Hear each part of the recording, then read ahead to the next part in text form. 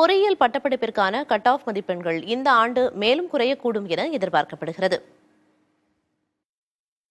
பொறியியல் பட்டப்படிப்பிற்கான cut off மதிப்பெண்கள் இந்த ஆண்டு மேலும் குறையக்கூடும் என எதிர்பார்க்கப்படுகிறது. 12ஆம் வகுப்பு பொதுத் தேர்வு முடிவுகள் வெளியாகியிருக்கும் நிலையில் இதில் குறைந்த எண்ணிக்கையிலான மாணவர்கள் மட்டுமே இயற்பியல், வேதியியல் போன்ற பாடங்களில் முழு மதிப்பெண்களை பெற்றுள்ளது தெரியவந்திருக்கிறது.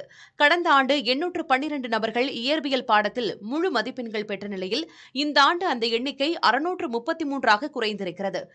இதேபோல் கடந்த ஆண்டு 3909 மாணவர்கள் வேதியியலில் முழு மதிப்பெண் பெற்றிருந்த நிலையில் இந்த ஆண்டு 471 மாணவர்கள் மட்டுமே முழு மதிப்பெண்கள் பெற்றுள்ளனர்.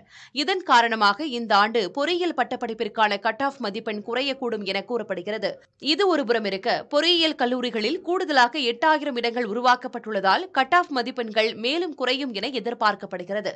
இதற்கிடையே வணிகவியல் மற்றும் பொருளியல் பாடங்களில் அதிக அளவிலான மாணவர்கள் முழு மதிப்பெண்களை பெற்றுள்ளதால் பிகாம் படிப்பிற்கான கட் ஆஃப் மதிப்பெண்கள் 99 விழுக்காடு வரை உயரக்கூடும் என தெரிகிறது.